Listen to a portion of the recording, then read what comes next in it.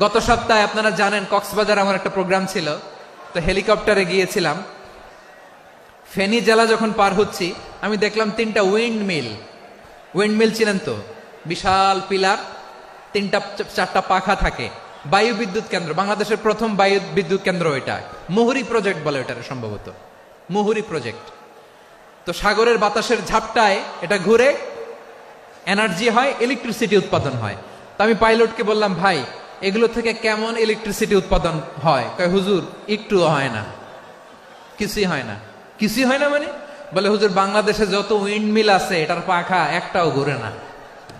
আল্লাহ, বলেন কি? তাহলে এই যে কোটি কোটি টাকা ব্যয় করে যে উইন্ড মিল, কয় হুজুর ভিতরে ফিটফাট, উপরে ফিটফাট, ভিতরে সদরঘাট।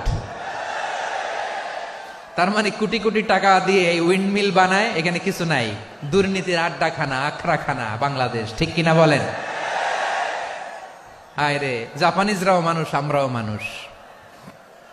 আমার এক নিকটাত্মীয় সরকারি চাকরিজীবী, উনি আমাকে বললেন, বাংলাদেশের আর একটা উদাহরণ দেখি। উনি আমাকে বললেন যে প্রতি বছর আমাদের অফিসের ফার্নিচার চেঞ্জ করে। আমি বললাম প্রতি বছর ফার্নিচার চেঞ্জ করে কেন? বলে যে ফার্নিচার নতুন পারচেজ করলেই তো এখানে টাকা, নতুন কিনতে পারলেই টাকা, নতুন উন্নয়নের সবক শোনাতে পারলেই টাকা।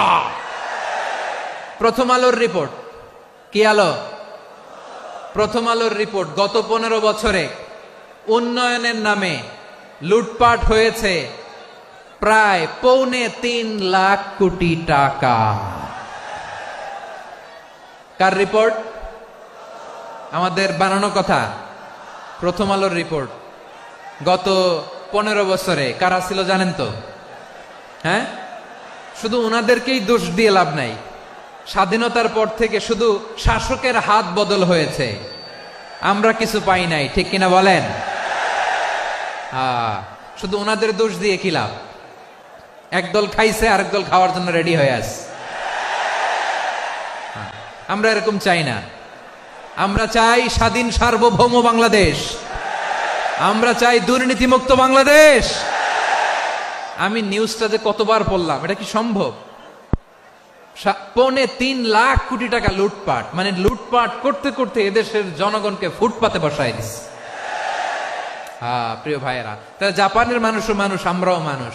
সিদ্ধান্ত আপনার, কোন মানুষ হবেন, ভালো মানুষ না খারাপ মানুষ?